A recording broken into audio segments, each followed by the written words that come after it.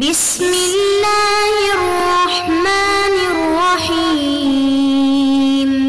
السلام علیکم ورحمۃ اللہ وبرکاتہ۔ بسم اللہ الرحمن الرحیم۔ عزیز طلباء کرام، اسلام اور جدید فکر مغرب کا آج 41واں سبق ہے۔ آج کے سبق کا عنوان ہے مستشرقین کی خصوصیات، حصہ ہفتم۔ آج کے سبق میں انشاءاللہ ہم مستشرقین کی تصنیفات کا جائزہ لیں گے کہ مستشرقین نے اپنی تحقیقات کے نتائج تبازات کتابوں کی شکل میں جو پیش کیے ہیں ان کی خصوصیات کیا ہیں اور وہ مشہور کتابیں کون سی ہیں۔ امتحانی حوالے سے یہ سبق بہت اہم ہے۔ امتحان میں اکثر یہ سوال آتا ہے کہ مستشرقین کی کوئی سی دو مشہور کتابوں کے نام لکھیں، یا حدیث پر کام کرنے والے مستشرقین کے نام لکھیں اور ان کی مشہور کتابوں کے نام لکھیں۔ اسی طرح ایک اور سوال بھی امتحانات میں اکثر آتا ہے جو اسی سبق سے تعلق رکھتا ہے کہ فلاں فلاں مستشرق پر کام کرنے والے اور ان کا رد کرنے والے دو مشہور علماء کا نام لکھیں۔ تو آج کے سبق میں انشاءاللہ ہم نہ صرف مستشرقین کا تعارف کریں گے، ان کی کتابوں کا تعارف کریں گے، بلکہ اس کے ساتھ ساتھ ہم یہ بھی دیکھیں گے کہ ان کتابوں پر کام کرنے والے اور ان کا جواب دینے والے علماء کون سے ہیں۔ تو یہ امتحانی حوالے سے بہت اہم سبق ہونے والا ہے۔ سب سے پہلے ہم یہ دیکھتے ہیں قرآن مجید کے حوالے سے مستشرقین کی تصنیفات کی خصوصیات کیا ہیں۔ قرآن مجید پر مستشرقین نے بہت سا کام کیا ہے۔ کچھ کام ترجمہ اور تدوین سے تعلق رکھتا ہے، وہ ہم پہلے دیکھ چکے ہیں۔ اشاریہ سازی وغیرہ کے حوالے سے بھی قرآن مجید پہ کام کیا ہے، وہ بھی ہم آگے چل کے دیکھیں گے انشاءاللہ، اور کچھ اس کی تفصیل پہلے بھی گزر چکی ہے۔ آج ہم یہ دیکھیں گے کہ وہ تبازات کتابیں، وہ تصنیفات جو انہوں نے قرآن مجید کے حوالے سے کی ہیں وہ کون سی ہیں اور ان کی خصوصیات کیا ہیں۔ تو سب سے پہلے ہم قرآنیات میں جو کتابیں لکھی گئی ہیں ان میں مشہور مستشرق رچرڈ بیل کے بارے میں پڑھیں گے کہ ان کی جو کتابیں ہیں ان کی خصوصیات کیا ہیں۔ یہ جو رچرڈ بیل ہیں یہ 1876 میں برطانیہ میں پیدا ہوئے برطانوی مستشرق تھے، اور یونیورسٹی آف ایڈنبرا میں برطانیہ میں انہوں نے عربی کے استاذ کی حیثیت سے اپنی خدمات سر انجام دی۔ انہوں نے اسلامیات بالخصوص قرآن مجید پر اور اسلامیات کے دوسرے شعبوں میں انہوں نے بہت سی کتابیں لکھی اور وہ مشہور بھی ہیں، لیکن قرآن مجید کے حوالے سے ان کی ایک کتاب بہت زیادہ مشہور ہے جس کا بھی ہم تذکرہ کریں گے، جو مقدمہ قرآن کے نام سے یا انٹروڈکشن ٹو دی قرآن کے نام سے مشہور ہے۔ تو یہ کتاب 1953 میں شائع ہوئی، لکھی انہوں نے پہلے تھی، 1953 میں شائع ہوئی۔ ان کی وفات کے تقریباً 1 سال بعد یہ کتاب شائع ہوئی یونیورسٹی آف ایڈنبرا ہی سے۔ تو اس کتاب کی کچھ خصوصیات ہم دیکھنے والے ہیں۔ ان کے ایک مشہور شاگرد ہیں مونٹگومری واٹ، جو خود مشہور مستشرق ہیں اور ان کی اپنی کتابیں بہت زیادہ مشہور ہیں۔ انہوں نے ان کی کتاب پر مزید کام کیا اور ان کی کتاب کی تصحیح کی، نئی ترتیب اسے دی، اور نئی ترتیب دینے کے بعد اسے دوبارہ شائع کیا۔ تو یہ اس کتاب کا سر ورک ہے۔ اس کا نام بھی انٹروڈکشن ٹو دی قرآن ہے، اور اس پہ مونٹگومری واٹ جو ان کے شاگرد ہیں رچرڈ بیل کے، ان کا نام بھی لکھا ہوا ہے۔ تو ان دونوں کتابوں کا ہم تعارف کریں گے۔ پہلے ہم دیکھتے ہیں اس کتاب کے بارے میں، انٹروڈکشن ٹو دی قرآن کے بارے میں۔ اس کتاب میں رچرڈ بیل نے 10 فصلیں قائم کی ہیں، اور ان میں جو پہلی فصل ہے یہ آپ کے سامنے ہے، دا ہسٹوریکل سچویشن۔ اس میں انہوں نے یہ دیکھا ہے کہ پیغمبر صلی اللہ علیہ وسلم کے زمانے کی، آپ صلی اللہ علیہ وسلم کے نبوت کا دعویٰ کرنے سے پہلے کی صورتحال کیا تھی، تاریخی حالات کیا تھے، اور رسوم و رواج کے بارے میں انہوں نے جائزہ لیا ہے۔ مستشرقین کی عام طور پہ ایک یہ عادت رہی ہے کہ اپنی تحقیقات میں یہ چیزوں کو جوڑ کر پیش کرتے ہیں، اور یہ اس طرح تشریح کرتے ہیں اور ایسی تعبیر کرتے ہیں کہ ایسے محسوس ہوتا ہے جیسے اسلام کی تعلیمات، اسلام کے عقائد اور پیغمبر صلی اللہ علیہ وسلم کی جتنی تعلیمات ہیں یہ آپ صلی اللہ علیہ وسلم سے پہلے والے حالات کا لازمی نتیجہ ہے، کہ حالات ایسے پیدا ہو گئے تھے کہ یہ کام ہو جانا تھا پیغمبر صلی اللہ علیہ وسلم تشریف لاتے یا نہ لاتے۔ تو اس طرح ان کی ایک عادت رہی ہے اکثر مستشرقین کی۔ تو انہوں نے بھی اسی طرح کیا۔ اس فصل میں انہوں نے اس بات کا جائزہ لیا آپ صلی اللہ علیہ وسلم کے زمانے کے حالات کیا تھے، عقائد کیا تھے، اور پھر انہوں نے اس طرح یہ بات پیش کی کہ اسلام ان حالات اور عقائد کا لازمی نتیجہ ہے۔ چنانچہ اسی فصل میں انہوں نے آگے چل کے یہ لکھا کہ جو قرآن مجید کا اسلوب ہے یہ انہوں نے ثابت کیا اور ثابت کرنے کی یہ کوشش کی کہ قرآن مجید کا اسلوب یہودیت، عیسائیت، حنفیت اور اس طرح کے جو دوسرے مذاہب پہلے گزرے ہیں ان سے بہت زیادہ متاثر ہے۔ اسی طرح پھر انہوں نے آخر میں وحی کی جو حقیقت ہے اور وحی کا معنی، وحی کا تعارف، اس پر بھی انہوں نے تھوڑی بہت بات کی اس فصل میں۔ تو بنیادی طور پر اس فصل میں انہوں نے یہی کیا کہ اسلام کی ایسی تعبیر پیش کی اور ایسے تاریخی حالات سامنے لائے جن سے یہ محسوس ہو کہ اسلام ان حالات کا لازمی نتیجہ ہے۔ اور اس کے بعد دوسری فصل ہے the origin of the Quran. اس میں انہوں نے زیادہ تر اس بات کی کوشش کی کہ قرآن مجید کا جو نزول ہے، قرآن مجید کی جمع و تدوین ہے، اس پر روشنی ڈالی جائے، اور اہل تشیع کا جو نظریہ ہے قرآن مجید کے حوالے سے اس کو انہوں نے خاص طور پر سامنے رکھا ہے۔ اور آگے چل کے اسی فصل میں انہوں نے قراءات کو سامنے رکھا، اور جو قراءات شاذہ ہیں بالخصوص جو قرآن مجید کے طور پر نہیں پڑھی اور پڑھائی جاتی، ان کو سامنے رکھ کر انہوں نے یہ ثابت کرنے کی کوشش کی ہے کہ قرآن مجید کے متن میں بہت سی ایسی چیزیں شامل نہیں ہیں جو قرآن مجید کا حصہ ہونے کے طور پر شامل ہونی چاہیے تھی، نعوذ باللہ۔ تو اس طرح انہوں نے یہ بات ثابت کرنے کی کوشش کی ہے اپنی دوسری فصل میں۔ اور حفاظت قرآن کا جو نظریہ ہے مسلمانوں کے ہاں، اس کو کافی حد تک انہوں نے مشکوک بنانے کی کوشش کی۔ اور اس کے بعد آتی ہے تیسری فصل، دی فارم آف دی قرآن۔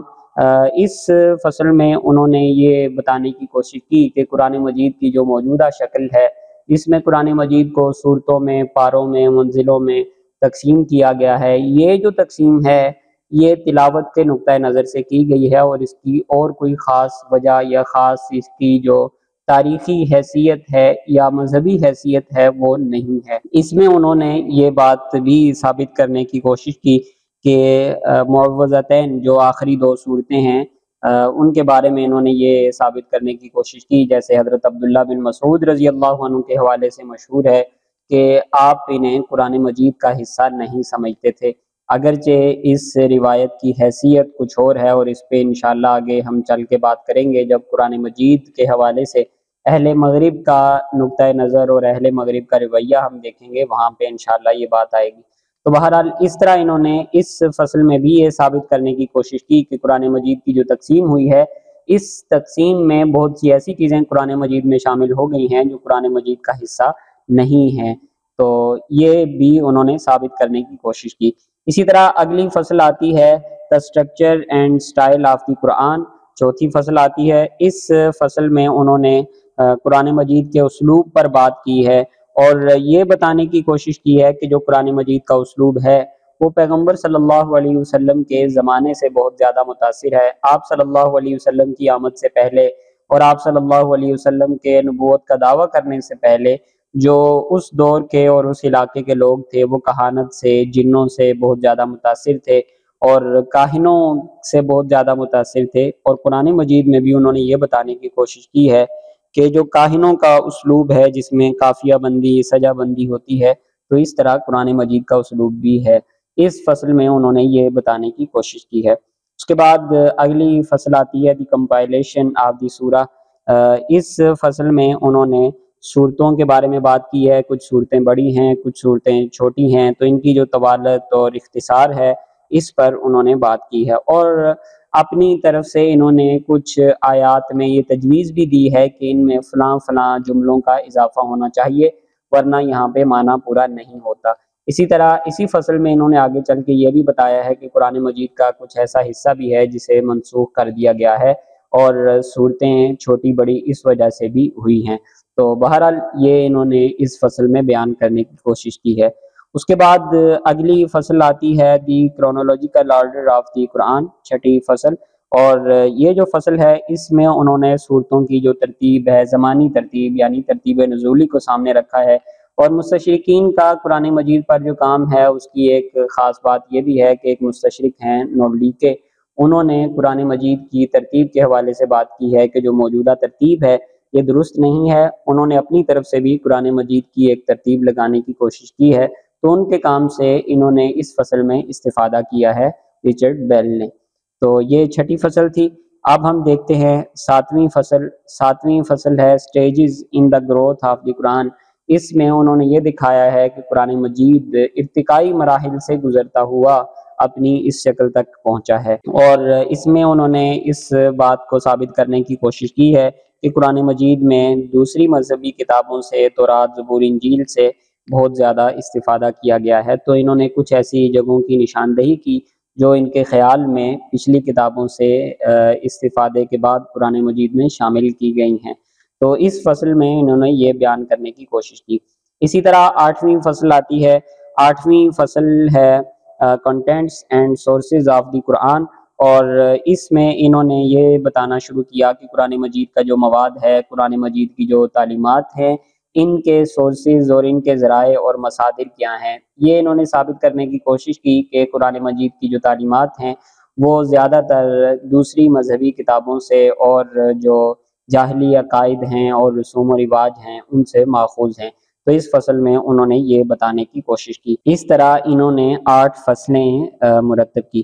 اور جو 9ویں فصل ہے، جو نسخہ آپ کے سامنے ہے، اس میں یہ باقاعدہ کوئی فصل نہیں ہے، لیکن ایک الگ عنوان دیا گیا ہے اسے، نیریٹیوز۔ اس میں جو قرآن کے قصص ہیں، قرآن مجید کے جو قصے ہیں قرآن مجید میں اللہ تبارک و تعالیٰ نے بیان کیے ہیں، ان کے بارے میں انہوں نے یہ ثابت کرنے کی کوشش کی ہے کہ یہ بھی دوسری کتابوں سے اور جو لوگ کہانیاں تھیں ان سے لی گئی ہیں، اور اسی طرح جو عقائد اور رسوم و رواج، جو حالات وغیرہ تھے، یہ ان کا لازمی نتیجہ ہے۔ اور اسی طرح 10ویں فصل بھی باقاعدہ فصل نہیں ہے، لیکن ایک الگ عنوان اسے دیا گیا ہے، لیجسلیشن۔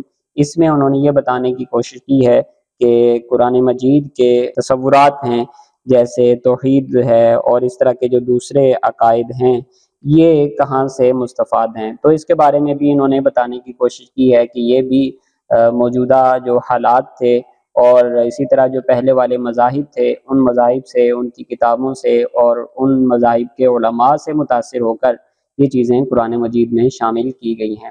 تو یہ ان کی کتاب کا ایک مختصر سا تعارف تھا کہ انہوں نے اپنی کتاب میں قرآن مجید کے حوالے سے جو چیزیں لکھی ہیں، جو چیزیں پیش کی ہیں، وہ کیا تھی۔ رچرڈ بیل کے افکار اور نظریات پر علمی تنقید بھی ہوئی۔ علماء نے ان کی کتاب کا جواب لکھا اور اپنی کتابوں میں ان کے نظریات کو اپنی تحقیق کا موضوع بنایا۔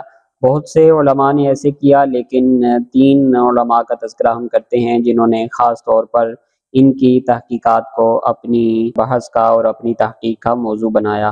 ان میں ایک ہیں ڈاکٹر عمر بن ابراہیم رضوان۔ انہوں نے اپنے پی ایچ ڈی کے مقالے آراء المستشرقین حول القرآن الکریم و تفسیرہ دراسہ و نقد میں ایک فصل میں رچرڈ بیل کا تعارف، ان کی کتاب کا تعارف کروایا اور آگے چل کر ان کے نظریات پر علمی تنقید کی۔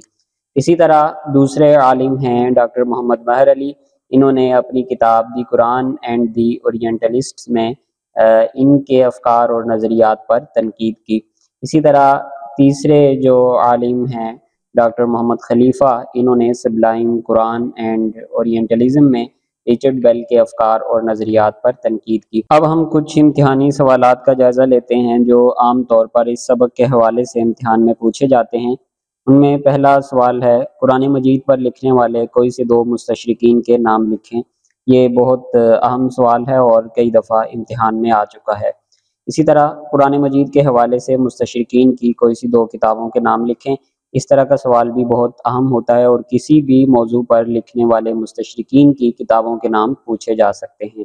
اسی طرح تیسرا سوال ہے، قرآن مجید پر مستشرقین کے کام کا تنقیدی جائزہ لینے والے کوئی سے 2 مسلمان مفکرین کے نام لکھیں۔ اس طرح کا سوال بھی بہت اہم ہے اور کئی مرتبہ امتحانات میں آیا ہے۔